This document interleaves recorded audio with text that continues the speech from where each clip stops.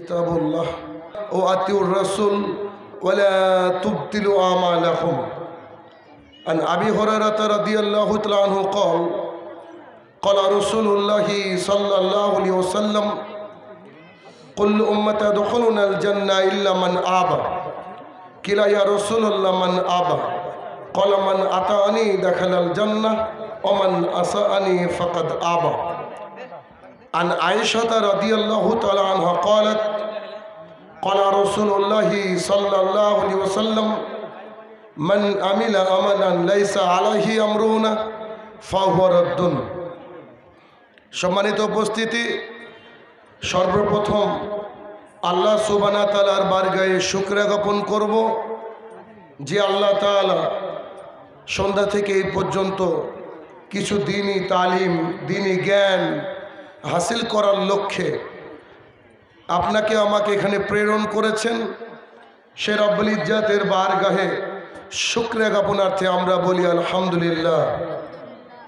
অতঃপর সমগ্র মানব জাতির শিক্ষক, সমগ্র মানব জাতির পথ প্রদর্শক মুহাম্মদুর রাসূলুল্লাহ সাল্লাল্লাহু আলাইহি সাল্লামের ওপর শতকোটি সালাত ও সালাম বর্ষিত হোক, আমরা বলি আল্লাহুম্মা আমিন। আজ চণ্ডীপুর জামে মসজিদ, হরিশ্চন্দ্রপুর থানা অন্তর্গত মালদা জেলার মিয়াহাটা অত্র এলাকায় আজকে আমার সংক্ষিপ্ত বক্তৃতার বিষয় উপলব্ধি। উক্ত বিষয়ে তথ্য এবং তত্ত্ববহুল আলোচনা করার চেষ্টা করব ইনশাআল্লাহুল আজিজ। আল্লাহ সুবহানাহু ওয়া তাআলা সমগ্র মানব জাতিকে সৃষ্টি করেছেন, সমগ্র জিন জাতিকে সৃষ্টি করেছেন। আল্লাহ তাআলা আমাদেরকে সৃষ্টি করার পরে আমাদেরকে একটা গাইডলাইন দিয়েছেন, কোরআন এবং সুন্নাহ। তদ অনুযায়ী যদি আমরা আমল করে মালাকুল মতের হাত ধরে কবর পর্যন্ত পৌঁছাতে পারি, তবে আমরা কামিয়াবির দিকে যাব। নচেত আমাদের যতই পৃথিবীর কোনো ডিগ্রি থাক না কেন, মাদ্রাসার ডিগ্রি থাক না কেন, পৃথিবীর সর্বশ্রেষ্ঠ জ্ঞানী লোক হই না কেন, যদি আল্লাহ এবং আল্লাহ রসুলের কথা অনুযায়ী আমরা আমল না করতে পারি, তাহলে আমাদের থাকার জায়গা হবে জাহান্নাম। তো সন্ধ্যা থেকে এই পর্যন্ত আপনারা আলোচনা শুনলেন, আমি আশাবাদী যে আপনারা অনেক উপকৃত হয়েছেন। নাকি কি দর্শক কথা বলেন, একটু উপকৃত হননি? আচ্ছা, আমাকে এই এতগুলো লোকের মধ্যে থেকে একজন লোক হাত তুলে বলেন তো, আজকে এমন একটা হাদিস শুনেছেন সন্ধ্যা থেকে এই পর্যন্ত, যে হাদিসটা আপনি গতকাল পর্যন্ত জানতেন না, আজকে শোনার পরে অন্তরে নাড়া দিয়েছে এবং সিদ্ধান্ত নিয়েছেন যে কাল থেকে এই বিষয়ের উপরে আমল করব। এরকম একটা আমাকে আমল বা একটা হাদিস বলেন তো, কে শিখেছেন আজকে?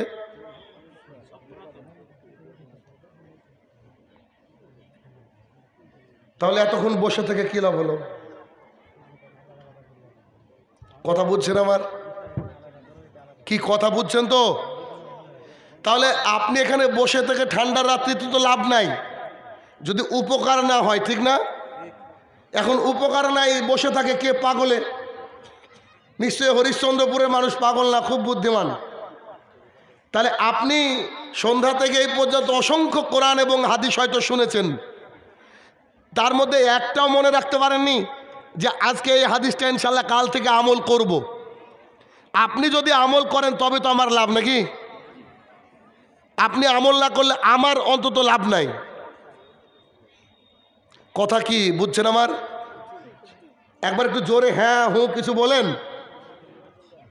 আশ্চর্য পাবলিক আপনারা। যাই হোক, একজন বক্তার কাজ হচ্ছে মানুষের জীবনকে সুন্দর করা, মানুষ ভুল রাস্তায় গেলে তাকে সঠিক রাস্তায় আনা। এই কাজটা একজন শিক্ষক করে। শিক্ষক একটা ছাত্রকে খুব মারে, বাবার কাছে কমপ্লেন গেলে বাবা কি বলে? যে মাংস মানে গোস্ত আপনার, হাড় আমার, আপনি মারেন। আমার ছেলে যেন ভালো মানুষ হতে পারে, এইটা হচ্ছে প্রত্যেক বাবাদের কাম্য। কি কাম্য না কাম্য? যদি তাই হয়, আমি যদি কোনো কথা বলি যেটা আপনার হিসাবের বাইরে, কিন্তু কোরআন এবং সুন্নাহ মোতাবেক মানতে রাজি আছেন?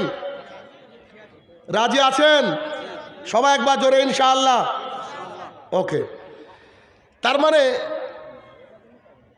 একজন দাঈল আল্লাহ, যিনি দিনের দাওয়াত দিবেন, তার প্রত্যেকটা কথায় জাতি যদি সহমত পোষণ করে, তার মানে বুঝতে হবে যে বক্তা গোল আলু,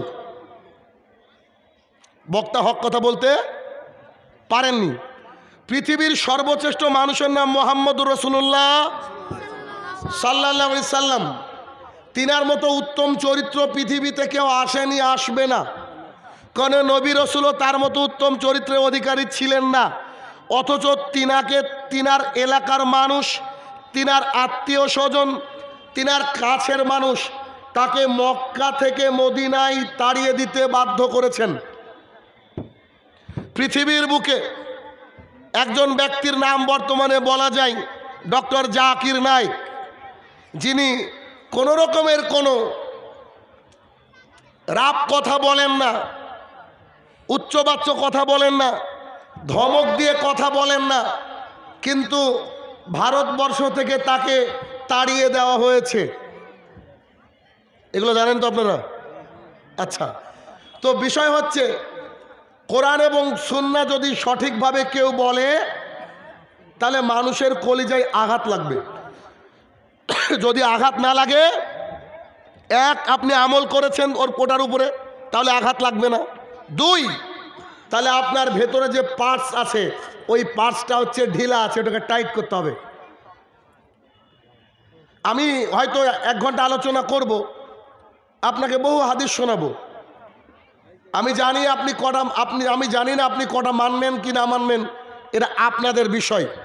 তবে যে কথাগুলো বলবো কোরআন এবং সুন্নাহ মোতাবেক, যদি মনে করেন যে এতে পরিবর্তন হতে হবে, আপনি হবেন।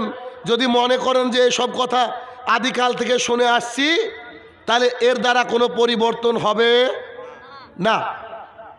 মসজিদের উন্নতি কল্পে জলসা, ফজরে নিশ্চয় 1 কাতার লোক পূর্ণ হয় না।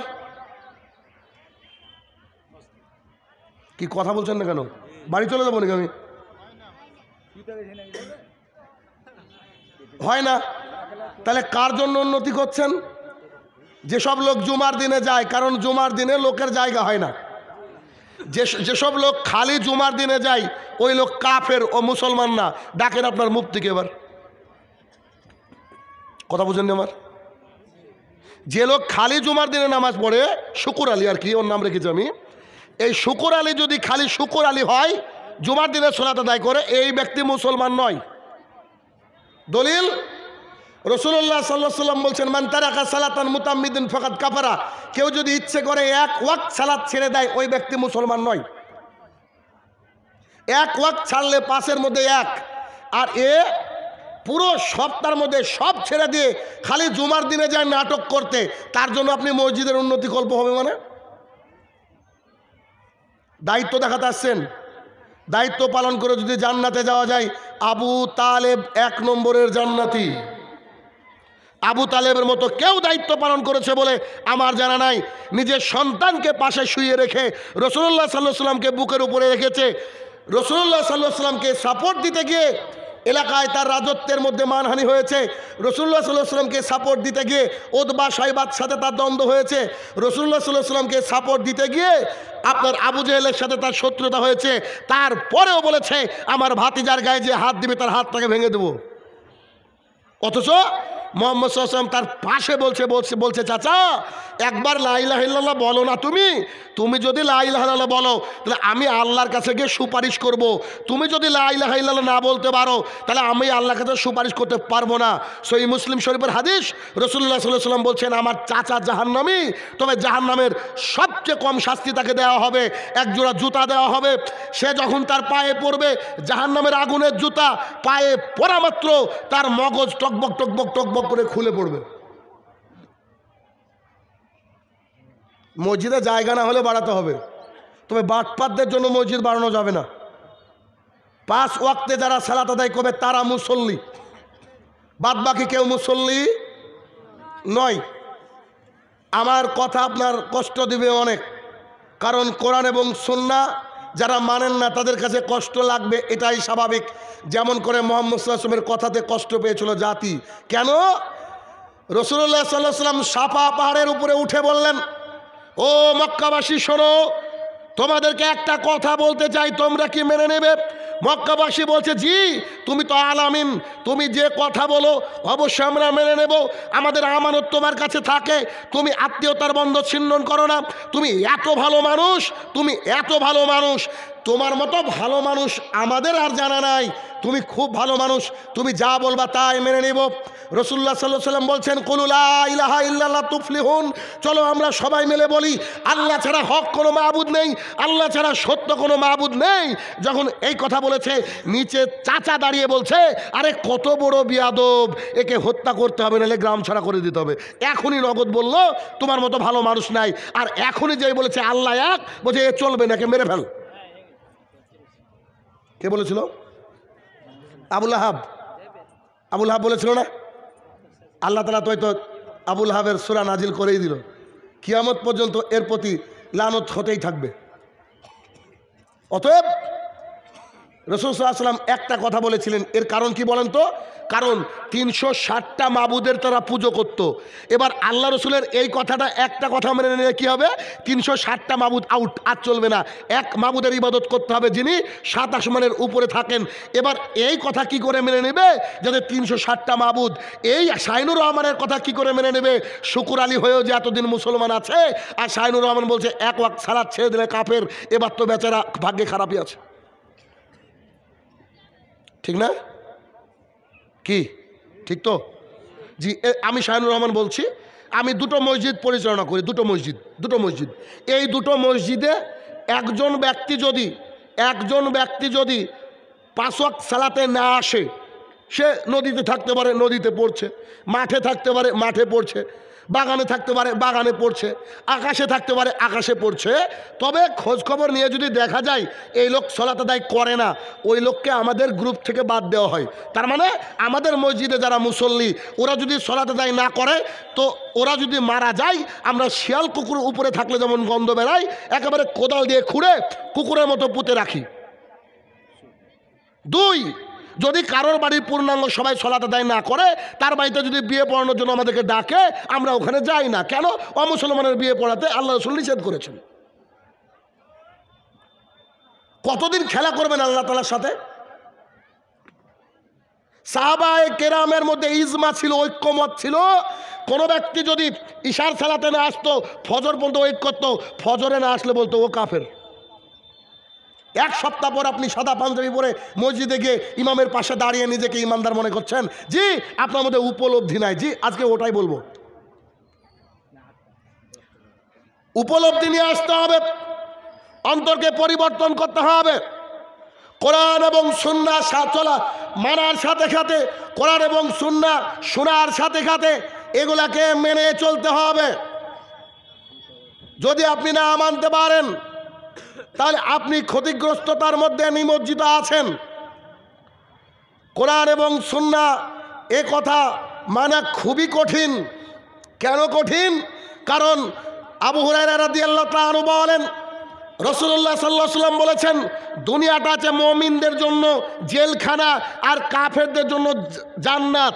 জনাব, জেলখানায় ইচ্ছে মতো খাবার পরিবর্তন করা যায় না। মানে পোড়া রুটি দিয়েছে 3টে, আপনি গিয়ে ধমক দিয়ে বলতে পারবেন, এই পোড়া রুটি দিয়েছো মানে তুমি কি আমাকে চেনো? স্ত্রীকে যেমন করে ধমক মারেন, জেলের মধ্যে আপনি কয়েদি হলে কি ধমক মারতে পারবেন? সবাই জানে সন্ধ্যে 6টার সময় জেলের আসামিদেরকে গোনা হয়। ওই মুহূর্তে আপনি যদি যতই ব্যারিস্টার হন, আপনাকে ওই লাইনে দাঁড়িয়ে যেতে হবে।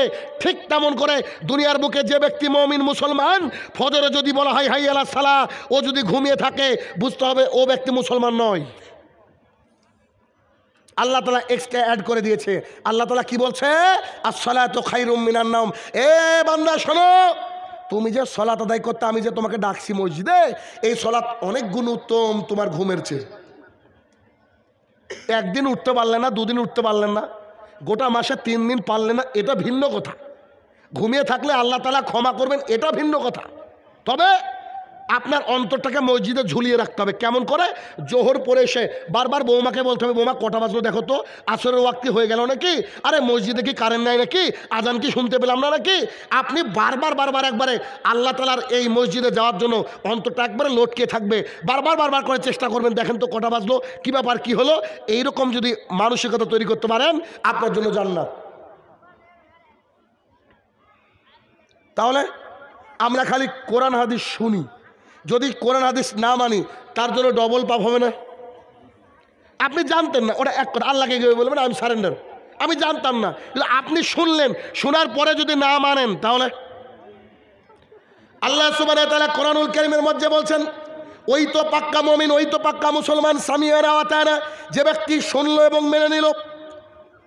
মুসা আলাইহিস সালামের কমের লোকেরা বলতো সামিআনা ওয়া আসাইনা, শুনবো কিন্তু মানবো না, শুনবো কিন্তু মানবো না। আপনাকে আমাকে শুনতেও হবে, আপনাকে আমাকে মানতে হবে। আচ্ছা কেন শুনে মানবো, কি কারণে? এ দেখেন আপনাকে একটু দেখাই।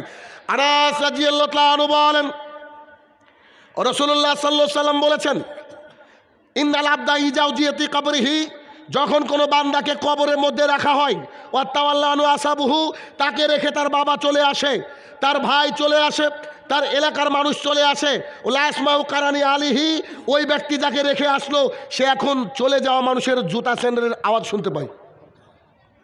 কবরে যখন কোনো বান্দাকে রাখা হয়, রাখার পরে কি করেন? জুতা স্যান্ডেল পায়ে দিয়ে চলে আসেন না?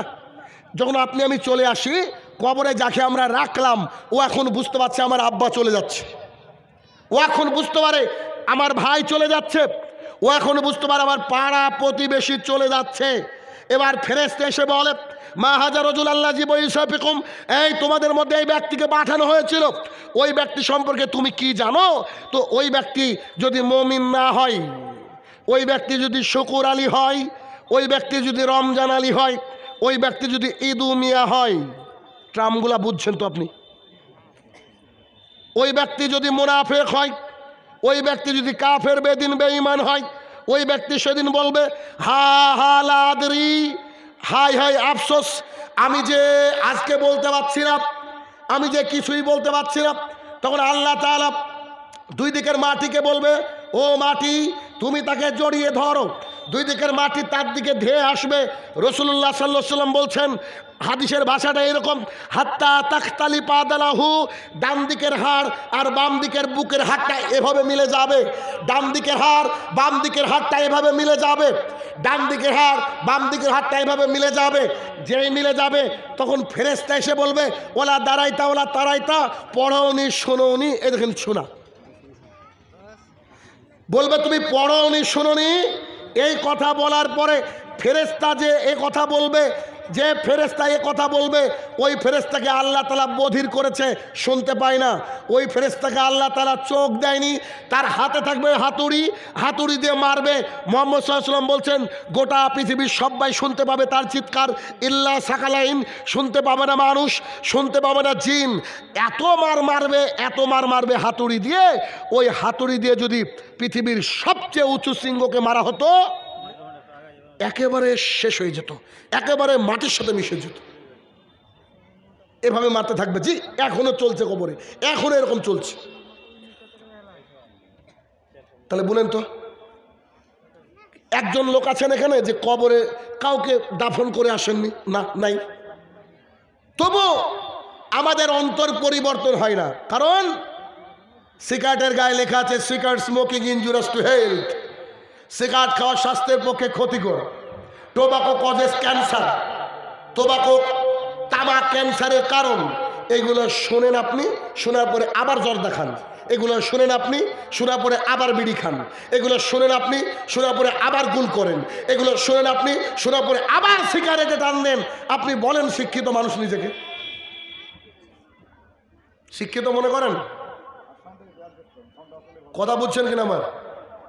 জি, কথা একটু বলেন। তাহলে খালি শুনলে হবে কি? মানবেন না? মানতে হবে তো, জরুরি ভিত্তিতে আপনাকে মানতে হবে। তবে মানুষ আসলে শুধুমাত্র এই জলসাগুলাকে শুনে কিন্তু মানে না। তাহলে অত দূর থেকে বক্তা এনে লাভ আছে?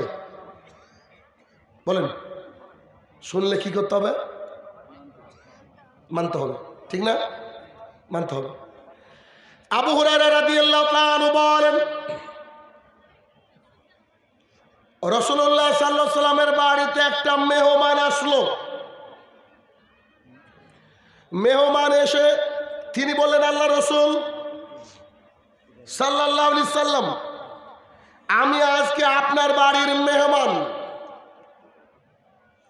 আপনি আমাকে গ্রহণ করেন। এ কথা বলার পর রাসূলুল্লাহ সাল্লাল্লাহু আলাইহি সাল্লাম তার সমস্ত স্ত্রীদের কাছে গেলেন। বাড়িতে গিয়ে সবাইকে জিজ্ঞাসা করলেন। জিজ্ঞাসা করার পর দেখছেন কারুর কাছে কোনো খাবার নেই। হরিশ্চন্দ্রপুরের একটা পরিবার আছে কি যে এক বেলার খাবার কারো বাড়িতে নাই? আছে? মুহাম্মদ সাল্লাল্লাহু আলাইহি ওয়াসাল্লামের 9টা অথবা 11টা স্ত্রী। তিনি প্রত্যেকটা স্ত্রীর কাছে গেলেন, খাবার পেলেন না। তখন বাইরে বাড়ি এসে বললেন, ও সাহাবীরা, আমার যে মেহমান এসেছে আমি মেহমানের মেহমানদারি করতে পারছি না, অতএব আমার মেহমানকে কি কেউ তোমরা নিয়ে যাবা? একজন আনসারী সাহাবী বললেন, জি আল্লাহ রাসূল, আপনার মেহমানকে আমি নিয়ে যাব।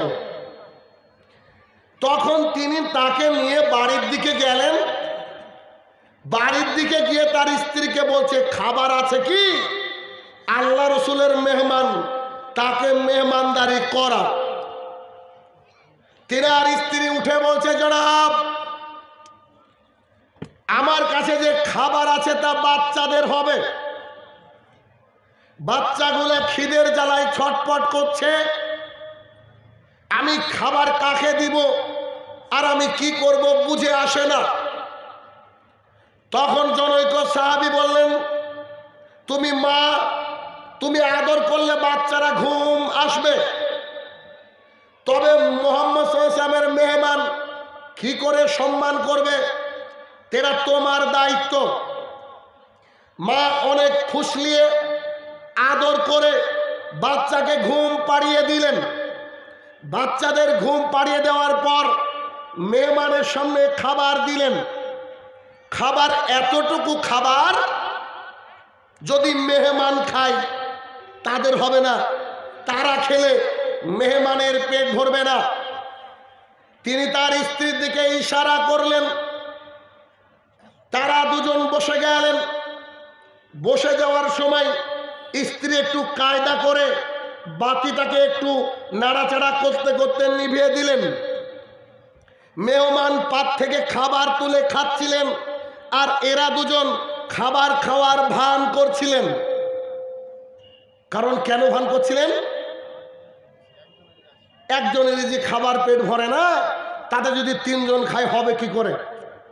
খাবার যখন খাওয়ার ভান করছিলেন, খাবার খাওয়ার ভান করতে করতে যখন উনার পেট পরিপূর্ণ হয়ে গেল, তিনি ঘুমিয়ে গেলেন।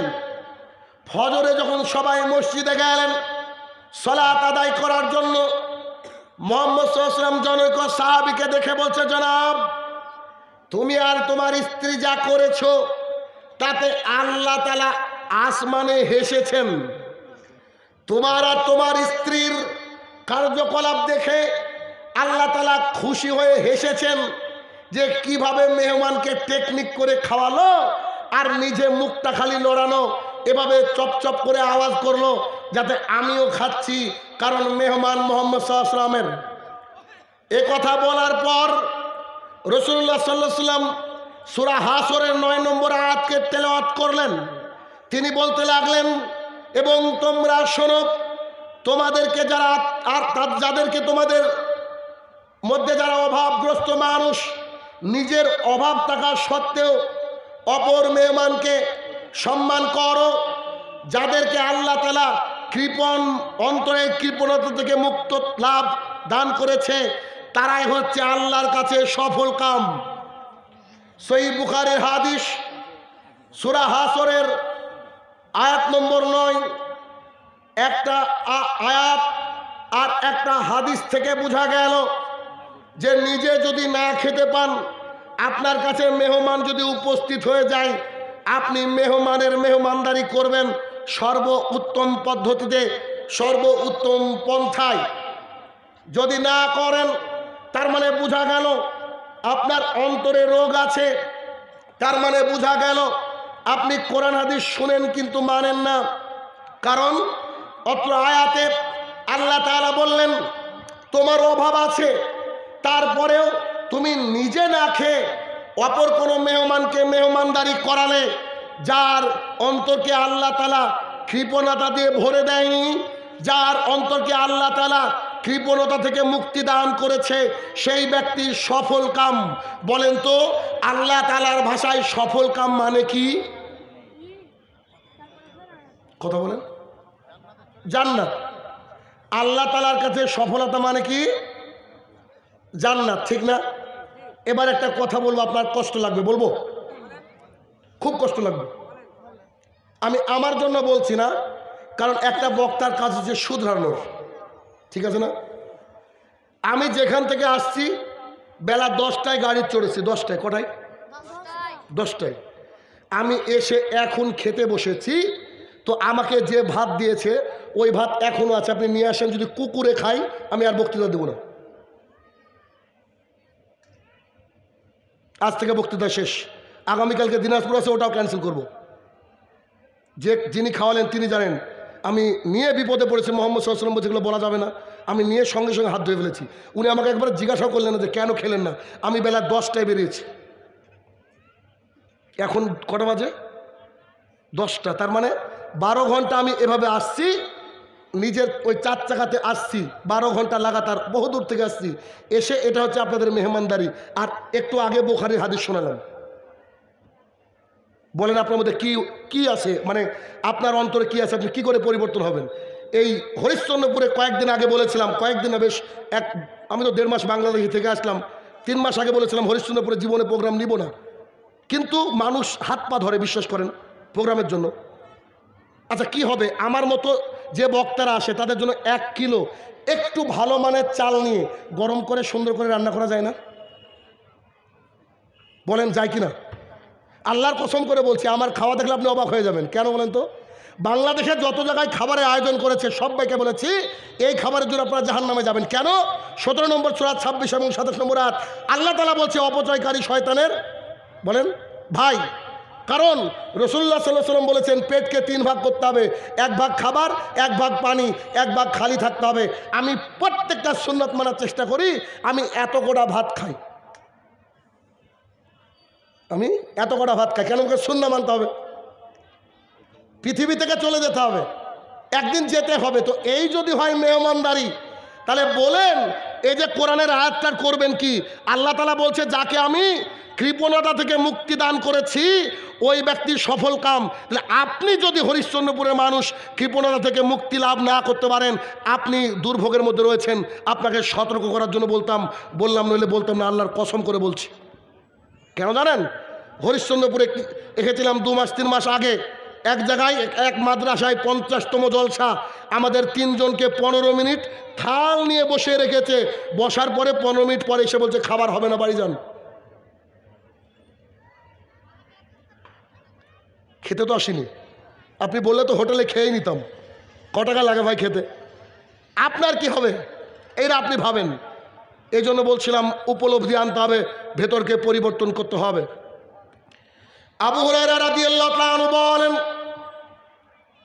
রাসূলুল্লাহ সাল্লাল্লাহু আলাইহি ওয়াসাল্লাম বলেছেন গাভীর বাট থেকে দুধ বের করে ঢোকানো যেমন অসম্ভব, যেই চোখ আল্লাহ তাআলার ভয়ে কাঁদে ওই চোখ জাহান্নামের আগুনে ঢুকবে অতই অসম্ভব। অত্র হাদিস থেকে বোঝা গেল যেই চোখ আল্লাহ তাআলার ভয়ে কাঁদে ওই চোখ কখনো জাহান্নামের আগুন দেখতে পাবে না।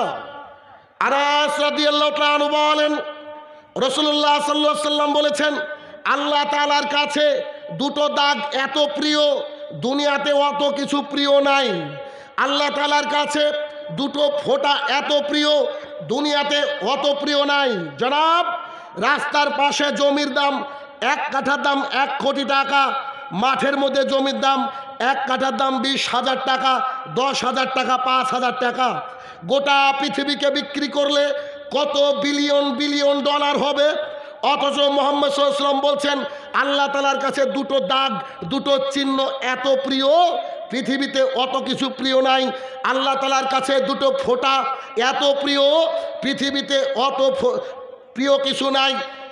এক, জিহাদের ময়দানে গিয়ে যদি কাউকে হত্যা করা হয়, জিহাদের ময়দানে গিয়ে যদি কারোর কোনো অঙ্গকে কেটে দেওয়া হয়, জিহাদের ময়দানে গিয়ে তরবারি দিয়ে মেরে, বুলেট দিয়ে মেরে কারোর কোনো জায়গায় ক্ষত চিহ্ন হয়ে যায়, ওই ক্ষত চিহ্নটা আল্লাহর কাছে এত প্রিয়, গোটা পৃথিবী বিক্রি করলে এত প্রিয় আল্লাহর কাছে কিছু নাই।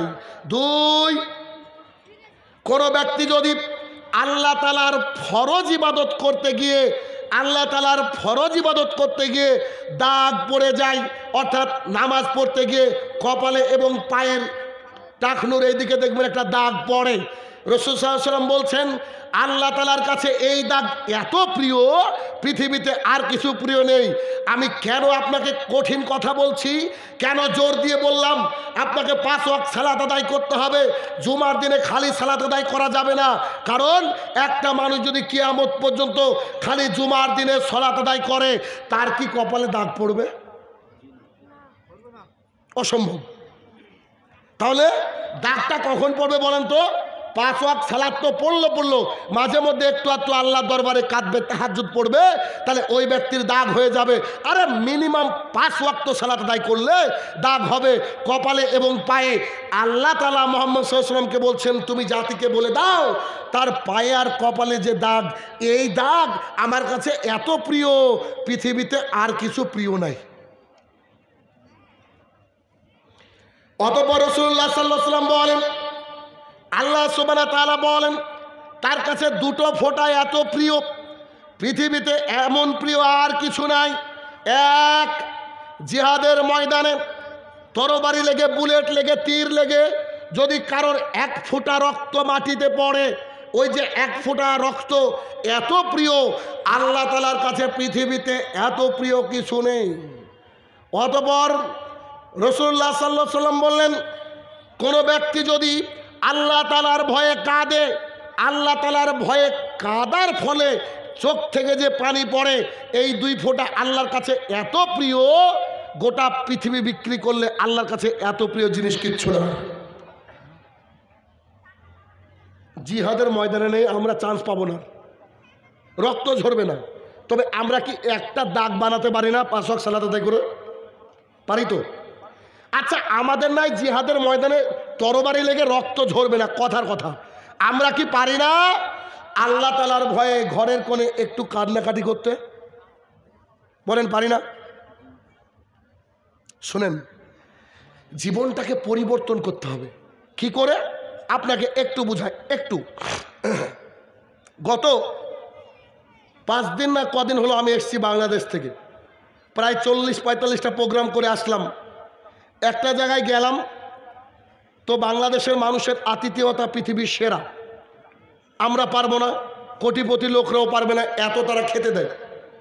তো আমার সামনে খাবার যখন দেওয়া হলো, একটা খাবার আমার বিরক্তিকর লাগলো, ভালো লাগলো না, খেতে দেখেই কেমন লাগছে। তো পাশের একজন ব্যক্তি যখন খাবারের তরকারিটাকে তুলে নিয়ে বলছে যে স্যার এই খাবারটা নেন, খুব ভালো, আমার কিন্তু পছন্দ হয়নি, ওটা আমি খাবো না। আমাকে বলছে আপনি কি কদু খান না? কদু, লাউ। আমি বললাম এটা কি লাউ? তো তিনি বলছেন জি এটা লাউ। আমি বললাম দেন। সত্যি আমার পছন্দ হলো না খাবারটা, কিন্তু আমি ওটাকে খেলাম। এর পেছনে কাহিনীটা শোনেন, অনেক বছর আগের কথা।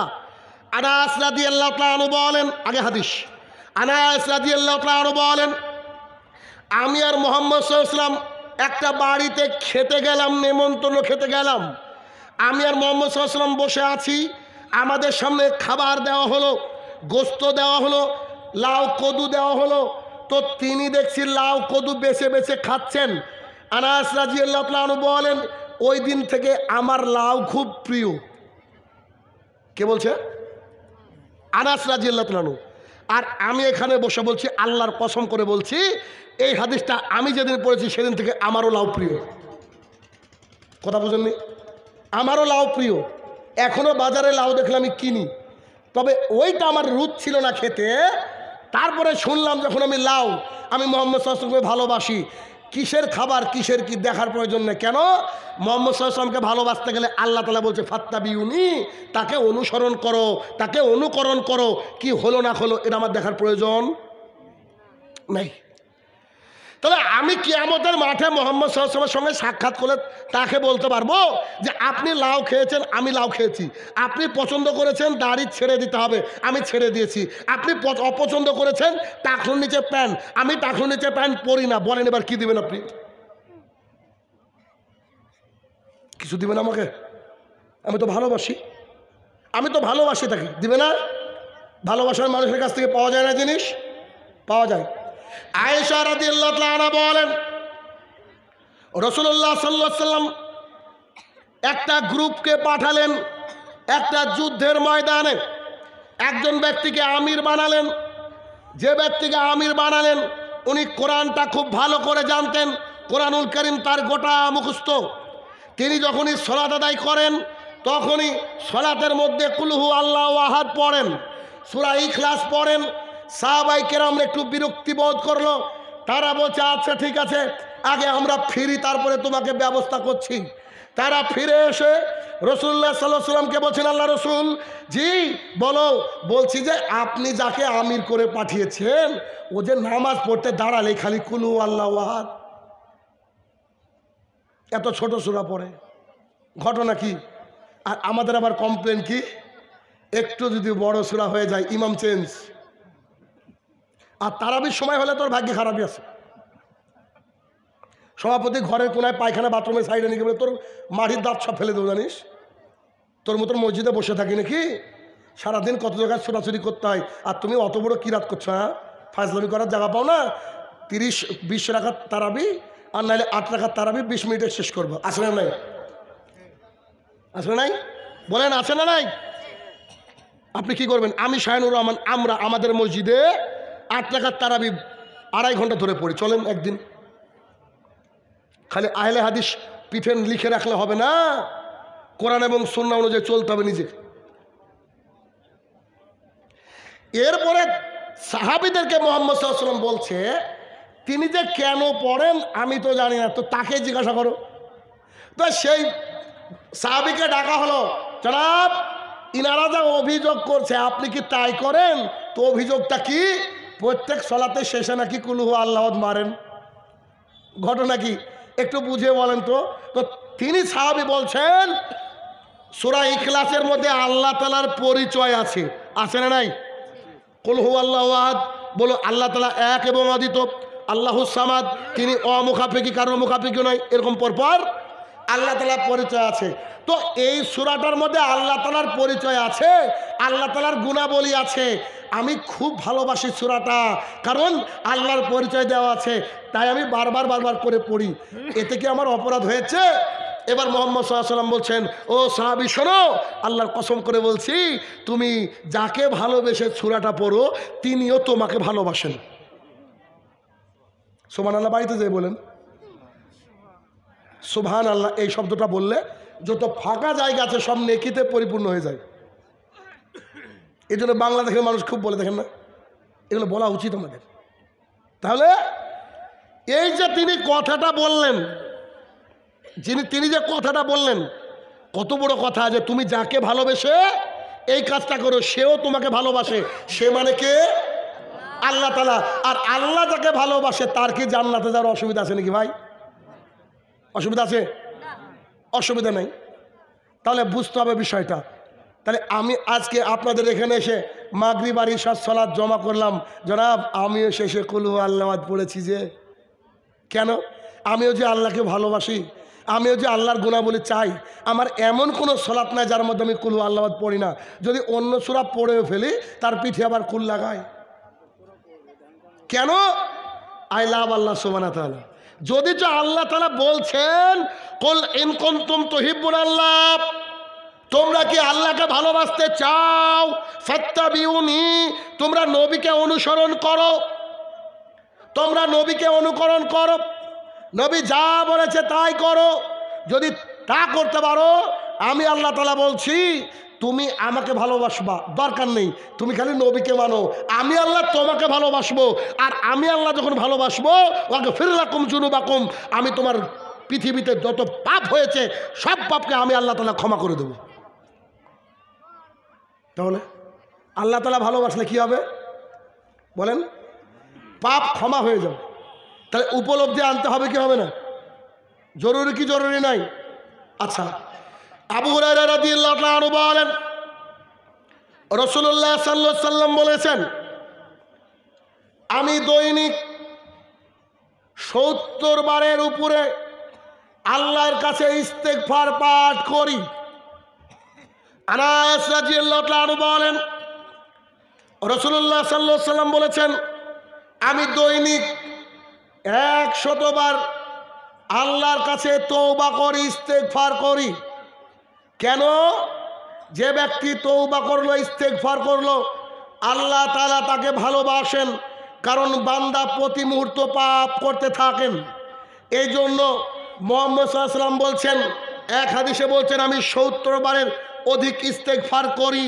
আর এক হাদিসে বলছেন আমি আল্লাহর কাছে ১০০ বার বলি আস্তাগফিরুল্লাহ ওয়া আতুবু ইলাইহি, হে আমার প্রতিপালক তুমি আমাকে ক্ষমা করো, হে আমার প্রতিপালক আমি আমার পাপের জন্য ক্ষমা চাইছি।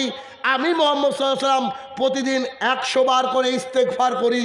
তার মানে একটা হাদিস যদি আমি নিয়ে নিই, বোঝা যাচ্ছে মুহাম্মদ সাল্লাল্লাহু আলাইহি ওয়াসাল্লাম আল্লাহর দরবারে ১০০ বার তওবা করতেন। এখন সকাল থেকে এই পর্যন্ত ১০০ বার তওবা করেছি, কজন হাত তোলেন তো? বুঝতে পারছেন কোন কোন ট্র্যাকে আপনারা আছেন, কোন রাস্তায় দাঁড়িয়ে আছেন? বুঝতে পারছেন? আর আমি বলছি ১০০ বার তো শিওর, ১০০ বার তো 100%, ১০০ বার তো 100% ইনশাল্লাহ বলবো না। কেন? একেবারে 100% ১০০ বার বলেছি, তারপরে আরও ১-১৫০ বার হয়েছে, ১০০ বারের পরে হয়তো আরও ১-১৫০ বার হয়েছে। এতটুকু ছোট্ট কথা ফজরের পরে ১০০ বার বলা যায় না? ১-২ মিনিটও সময় লাগবে না। আর আস্তে আস্তে বললে ৩ মিনিট লাগবে। আস্তাগফিরুল্লাহ ওয়া আতুবু ইলাইহি, আস্তাগফিরুল্লাহ ওয়া আতুবু ইলাইহি, আস্তাগফিরুল্লাহ ওয়া আতুবু ইলাইহি। আর যার কাছে সময় আছে সে পড়েন আস্তাগফিরুল্লাহাল্লাযী লা ইলাহা ইল্লা হুয়াল হাইয়ুল কাইয়ুম ওয়া আতুবু ইলাইহি। এই বাক্যটা যদি কেউ বারবার পড়তে থাকেন, আল্লাহ তাআলা বলছেন আমি তার পেছনের পাপকে ক্ষমা করব, আমি তার সম্মান বাড়িয়ে দেব, আমি তার পূর্বের গুনাহ ক্ষমা করে দেব, তার অভাবকে মিটিয়ে দেব, সে যা চাইবে আমি তাই দেব। আমি এমন জায়গা থেকে রুজি দিব বান্দা বুঝতে পারবে না যে আল্লাহ কোথা থেকে রুজি দিল। বড় লোক হওয়ার আমল আস্তাগফিরুল্লাহাল্লাযী লা ইলাহা ইল্লা হুয়াল হাইয়ুল কাইয়ুম ওয়া আতুবু ইলাইহি, কিন্তু আপনার আমার উপলব্ধি নাই।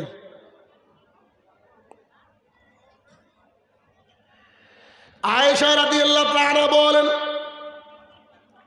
রাসূলুল্লাহ সাল্লাল্লাহু আলাইহি সাল্লাম বলেছেন, কোন ব্যক্তি যদি সকালবেলায় একবার, সন্ধ্যাবেলায় একবার সাইয়্যিদুল ইস্তেগফার পাঠ করে, সকালবেলায় পাঠ করার পরে ওই ব্যক্তি যদি মাগরিবের আগ পর্যন্ত মারা যায়, ওর থাকার জায়গা জান্নাত। কোনো ব্যক্তি যদি মাগরিবের পর একবার সাইয়্যিদুল ইস্তেগফার পাঠ করে, ও ব্যক্তি যদি ফজর পর্যন্ত মারা যায়, তার থাকার জায়গা জান্নাত। দেখি হাত তুলেন তো, সাইয়্যিদুল ইস্তেগফার কার কার মুখস্থ আছে? এক হাত তুলে, হাত তুলে রাখেন না গো। 1 2 3 4 5 6 7 8, যাক একটু বয়স্ক মানুষের মুখস্থ আছে, আর কয়েকটা বাচ্চা মাদ্রাসা খাইতে না? জি, মাদ্রাসায় পড়ে বলে তো মুখস্থ, বুঝতে পারছি। মাশাআল্লাহ। সাইয়্যিদুল ইস্তেগফার এমন একটা দোয়া আপনাকে 3 দিনের মধ্যে মুখস্থ করতে হবে, করতেই হবে। কেন? সকালবেলায় একবার পড়ে রাখলেন, ডিউটি শেষ। এখন খালি কি বলবেন? ও মালাকুল মউত তুই আয় না, উঠা না, লে উঠা, উঠা দেখি আমাকে জাহান্নামে ঢোকা। আমি আল্লাহ রসুলের কথা মেনেছি, তোর বাপের ক্ষমতা থেকে ঢোকাল আমাকে জাহান্নামে। বুঝতে পারছেন না? আল্লাহ রসুল যে কথা বলেছে এটা কি মিথ্যা হতে পারে? হবে না। তো আল্লাহ রসুল বলেছেন মানে 100%। আমি আস্তে আস্তে দেখলাম মাগরিবের ওয়াক্ত পাচ্ছি না, আমি চট করে সাইদুল ইস্তেগফার পাঠ করলাম, মনে মনে হাসছি যে মাগরিব পরে পড়বো, সাইদুল ইস্তেগফার আগে। আমি তো মুসাফির, আমার জন্য তো জমা করার বিধান আছে, এটা ভিন্ন কথা। তবে সাইদুল ইস্তেগফার, এই সাইদুল ইস্তেগফার শব্দের অর্থ কি? ক্ষমা চাওয়ার সর্দার। কি? ক্ষমা চাওয়ার সর্দার। এত সুন্দর এর বাংলা মানে আপনি যদি পড়েন একেবারে আপনার অন্তর পরিপূর্ণ হয়ে যাবে। আল্লাহুম্মা আনতা রাব্বি লা ইলাহা ইল্লা আনতা খালাকতানি ওয়া আনা আবদুকা ওয়া আনা হাদিকা ওয়া আদিকা মাস্তাতাতু। এভাবে পরপর পড়ে নেবেন। এর মানেটা কি সুন্দর একটু বুঝাই আপনাকে। এভাবে দেখেন, আল্লাহ তুমি এক, তুমি অদ্বিতীয়।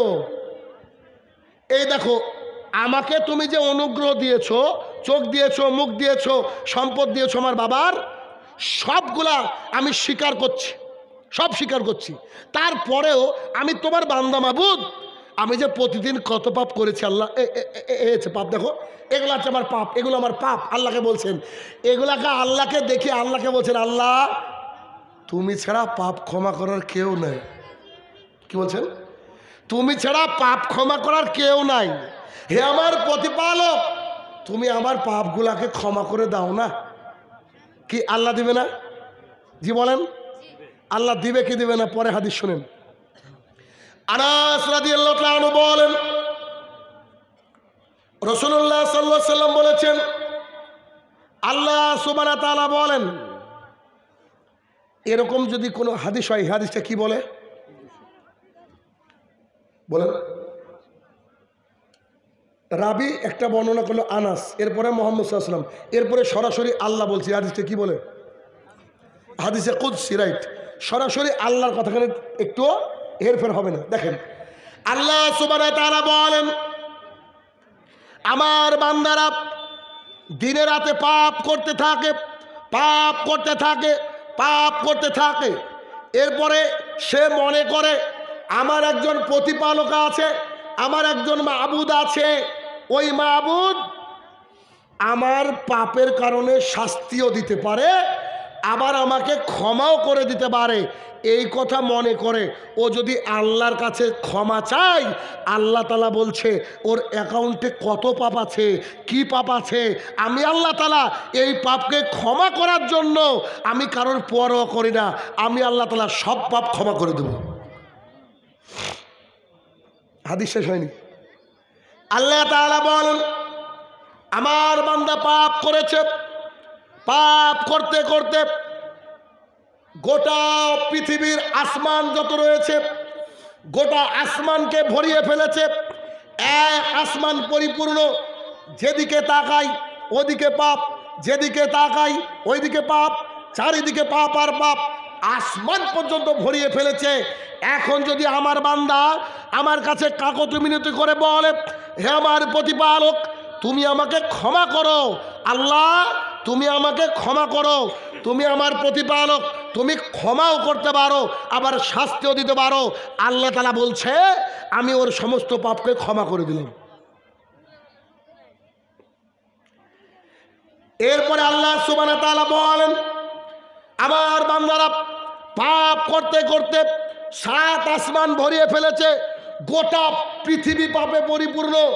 ও যদি এটা মনে করে আমার প্রতিপালক আমাকে শাস্তি দিতে পারে, আমার প্রতিপালক ক্ষমা করতে পারে, এই আশা নিয়ে ও যদি আমার কাছে চায়, আমি আল্লাহ তাআলা তার সমস্ত পাপকে ক্ষমা করে দেব, যদি তার মধ্যে শিরক না থাকে। কি না থাকে? যদি সে কোনোদিন আদিনাতে না যায়, যদি কোনোদিন পাথর চাপড়িতে না যায়, যদি কোনোদিন আব্বাস সিদ্দিকের দাদা হুজুরের কাছে গিয়ে চাদর না চড়ায়, যদি হুজুরের কাছে গিয়ে এ কথা না বলে, হুজুর একটা তাবিজ দেন, বড় মেয়েটার বিয়ে হচ্ছে না, বড় মেয়েটাকে ভূতে ধরেছে, এইগুলা যদি না করে, শিরক না করে, তাহলে কি হবে বলেন তো? বলেন। আল্লাহ তাআলা বলছে যত পাপ করবা করো, আমি আল্লাহ তাআলা রেডি তোমার পাপকে ক্ষমা করে দেওয়ার জন্য। কেন রেডি? কি কারণে শুনেন। আনাস রাদিয়াল্লাহু তাআলা আনহু বলেন, রাসূলুল্লাহ সাল্লাল্লাহু আলাইহি সাল্লাম এর সাথে একবার আমরা হাঁটছিলাম, রাস্তার মাঝে একটা বাচ্চা ছেলে খেলতে খেলতে চলে এসেছে। এমত অবস্থায় একটা মা দৌড়ে এসে বাচ্চাটাকে কোলের মধ্যে করে নিয়ে, বুকের মধ্যে করে নিয়ে বাড়ির দিকে চলে গেল। রাসূলুল্লাহ সাল্লাল্লাহু আলাইহি সাল্লাম বলছেন, সাহাবীরা, জি আল্লাহ রাসূল বলেন, ওই যে মা ছোট বাচ্চাটাকে কোলে করে নিয়ে গেল, তোমরা কি বলতে পারো কেন? সাহাবায়ে কেরামরা বলছেন, আল্লাহ রাসূলুহু আলাম, আল্লাহ এবং আল্লাহ রসুল ভালো জানে। তখন মুহাম্মদ সাল্লাল্লাহু আলাইহি ওয়াসাল্লাম বলছেন, ও সাহাবীরা শোনো, ওই মাটা মনে করেছিল আমাদের কোনো কারোর পায়ের আঘাত লেগে বাচ্চাটা পড়ে যেতে পারে, বাচ্চাটার কষ্ট হতে পারে, বাচ্চার মা সেই বাচ্চাটাকে নিয়ে গেল। ও দুনিয়াবাসী তোমরা শোনো, আল্লাহ তাআলা গোটা পৃথিবীর সমস্ত মাখলুককে একটা রহমত দিয়েছে, মানে মানুষকে দিয়েছে, পশুকে দিয়েছে, মাছকে দিয়েছে, কীট পতঙ্গকে দিয়েছে। গোটা পৃথিবীর একজন মা আরেকজন মাকে ভালোবাসে, একজন মা তার বাচ্চাকে ভালোবাসে, বাচ্চা তার বাবাকে ভালোবাসে, কুকুর তার বাচ্চাকে ভালোবাসে, ছাগল তার মাকে ভালোবাসে, ছাগি তার মাকে ভালোবাসে। এইভাবে গোটা পৃথিবীতে আল্লাহ তাআলা রহমত দিয়েছে কটা? একটা। আমার প্রতিপালক আল্লাহ তাআলার কাছে রহমত আছে ৯৯টা। সেই আল্লাহ তাআলা কি তার কোনো বান্দাকে জাহান্নামের মধ্যে ফেলতে পারে? তখন সাহাবায়ে কেরামরা বলছে, বেশক অবশ্যই পারে, না তাকে কোনো পারে নাকি? আয়েশা রাদিয়াল্লাহু তাআলা বলেন, রাসূলুল্লাহ সাল্লাল্লাহু আলাইহি সাল্লাম কিছু বন্দীকে ধরে নিয়ে আসলেন। সাহাবায়ে কেরাম যুদ্ধ থেকে ফিরে কিছু বন্দীকে ধরে নিয়ে আসলেন। ওর মধ্যে একটা মা ছিল যার স্তনের দুধ খসে খসে পড়ছিল। তিনি ছটফট ছটফট করে কারোর একটা বাচ্চা খুঁজছিলেন, যে একটা বাচ্চাকে পেয়ে গেলে একটু দুধ খাওয়াবো। সে মহিলা দেখলো একটা বাচ্চা দাঁড়িয়ে আছে, বাচ্চাটাকে চট করে কোলের মধ্যে নিয়ে আড়ালে গিয়ে দুধ পান করালো। এই দৃশ্য দেখে মুহাম্মদ সাল্লাল্লাহু আলাইহি ওয়াসাল্লাম সাহাবায়ে কিরামকে বললেন, ও সাহাবীরা, ওই যে মা অপর একটা বাচ্চাকে দুধ দিল, ওই মাটা কি তার ওই বাচ্চাটাকে আগুনের মধ্যে ফেলতে পারে? কি বলেন আপনারা? পারে? অসম্ভব। তখন রাসূলুল্লাহ সাল্লাল্লাহু আলাইহি ওয়াসাল্লামকে সাহাবায়ে কেরামরা বলছে, বলেন কি, পরের বাচ্চাকে আদর করে নিয়ে দুধ খাওয়াচ্ছে, সেই মা নিজের বাচ্চাকে কি আগুনের মধ্যে ফেলতে পারে? তখন মুহাম্মদ সাল্লাল্লাহু আলাইহি ওয়াসাল্লাম বলছে, শুনে রাখো, গোটা পৃথিবীকে আল্লাহ তাআলা এক দিয়েছে, আল্লাহর কাছে ৯৯টা রয়েছে। অতএব আল্লাহ তাআলা তার বান্দাকে কখনো জাহান্নামের মধ্যে প্রবেশ করাবেন না। তবে ১৯৯৯ জন জাহান্নামী কেন? আল্লাহ তাআলা যে ২৪ ঘন্টা আপনাকে আমাকে দিয়েছে, ২৪ ঘন্টার মধ্যে ৫ ওয়াক্ত সালাত আদায় করতে ১ ঘন্টা লাগে? ১ ঘন্টাও লাগে না, তাই না? ধরেন ১ ঘন্টা লাগে। ২৪ ঘন্টার অক্সিজেনের দাম যদি আপনি জাতিকে দেন, সারাদিন ইনকাম করে পারবেন গো? একদিনের অক্সিজেন আল্লাহকে দিতে পারবেন দাম? সেই আল্লাহ তাআলার জন্য ২৪ ঘন্টায় ১টা ঘন্টা মসজিদে যেতে পারেন না? বলেন কি যাওয়া তো উচিত নাকি? যাওয়া উচিত না? কি বুঝলেন? আমি তো বুঝি না, হাদিস তো বললাম এত বলে। কতদূর বুঝলেন আমি জানি না।